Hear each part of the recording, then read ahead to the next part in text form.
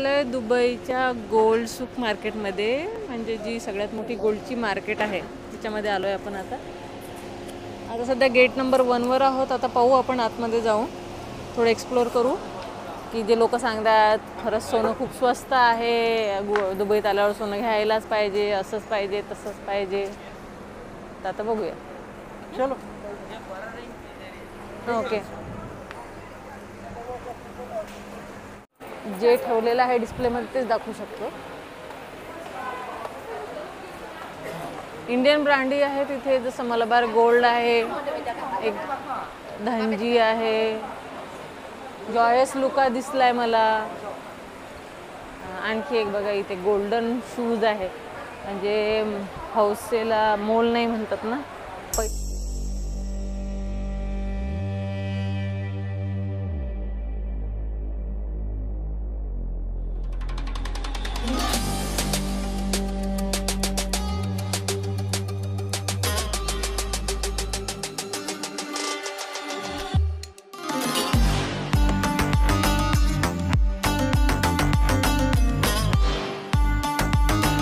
सुंदर सुंदर डिझाईन्स आहेत.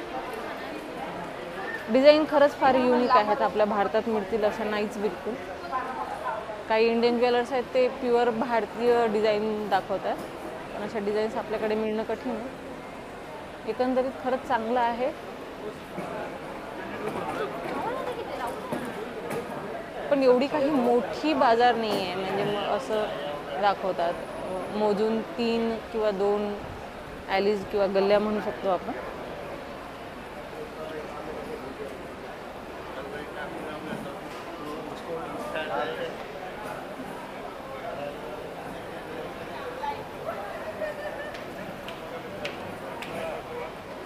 लोक येतात, लोक खरेदी करतात, कारण दुबईवरून जाताना काही आठवण असावी म्हणून लोक खरेदी करतात. एक आठवणींचा भाग म्हणून. पण सोन्यात काही जास्त तफावत नाही आहे भारतातल्या रेटमध्ये आणि इथल्या.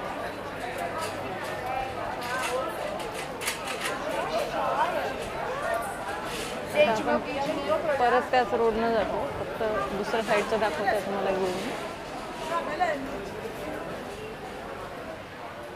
महाराष्ट्रीय मुलांना एक सल्ला आहे, बायको इकडची करावी, म्हणजे जेव्हा दहेज घेऊन येईल ती त्यावेळेस सोनं घेऊन येईल ती तिच्या माहेराहून. आपल्याकडे पद्धतच आहे ना हुंडा देण्याची. तर हुंडा घ्यायचा, असंच सोनं तिला तिच्या आईबाबांना मागायचं की पोरीच्या अंगावर घाला, आम्हाला काही नको. ओके नाही, नवरींनी एवढं जरी घातलं तरी बस, आम्हाला काही नको.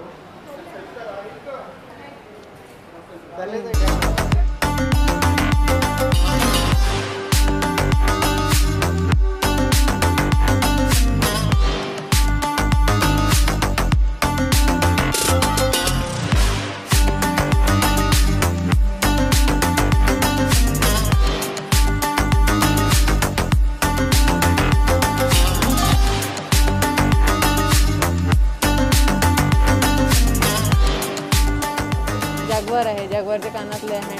माणसाचं आहे की लेडीजचं आहे? बहुतेक लेडीजचंच आहे. खूपच सुंदर सुंदर आहे.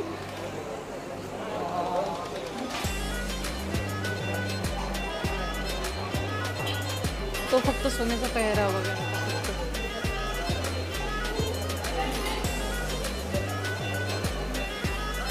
एवढ्या सोन्याचा आपण विचार नाही करू शकत, असे सोन्याचे दागिने आहेत इथे. सोन्याचे दागिने काय, सोन्याचे ड्रेस आहेत तिथे. मला नाही वाटत आपला अंबानी असं काही घालत असेल, पण यांची इथे घालतात. ठेवलेले आहेत म्हणजे घरातच असतात. एवढा काय रिसर्च नाही आहे आपल्या त्याच्यावर.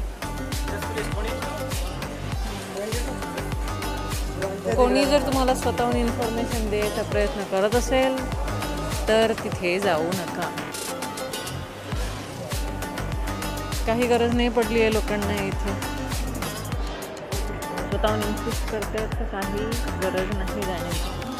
आपण टूर घ्यायला आलो, आपण टूर घेणार आहोत.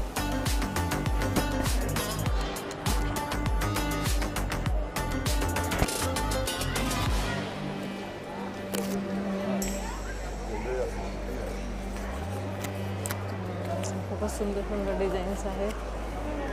पाहूनच मन असं प्रसन्न झालं.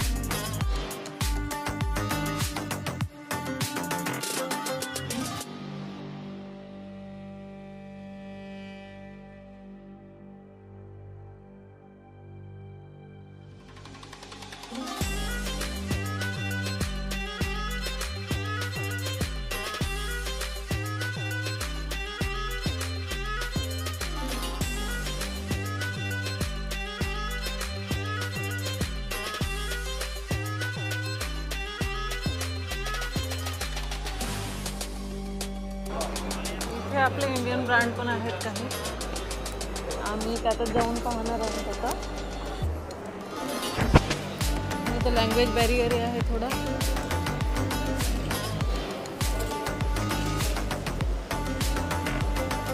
इथे नाही दिसत आहेत आपले इंडियन. इथे दिसत नाही आहे. जसं स्पाइस मार्केटमध्ये सापडले तिकडे बहुतेक इथे मार्केट संपली आहे आता. आणि इथून इकडे इतरची मार्केट सुरू आहे. काही दुकानं बाहेर पण दिसतात. तर यूट्यूबमध्ये जितकं सांगितलं आहे की खूप आहे, खूप स्वस्त आहे, असं काही नाही आहे. 600 ते 1000 रुपयाचा फरक येतो जास्तीत जास्त यांच्या सोन्यामध्ये आणि आपल्या सोन्यामध्ये. डिझाईनचं फक्त युनिकनेस आहे. इथे डिझाईन वेगळ्या आहेत. नक्कीच भारताच्या दुकानामध्ये जासाल तर भारताच्या डिझाईन दिसतात आणि इथे दिसतील तर ह्या लोकांच्या कल्चरनुसार दिसतील. आता ह्या डिझाईन्स आपण घालू नाही शकत. या डिझाईन्स आपल्या इकडे नाही चालत. तर हे आहे इथलं अट्रॅक्टिव्हनेस. पण जर तुम्ही म्हटलं की इथे सोनं खरंच खूप स्वस्त असतं तर हे साफ खोटं आहे. यूट्यूबर्स व्ह्यूज मिळण्यासाठी तेवढं करतात. आपल्याला दुकानात जाऊन व्ह्यू मिळणार नाही. त्यामुळे तुम्हाला आम्ही जितकं ठेवलेलं आहे समोर तेच दाखवू शकतो.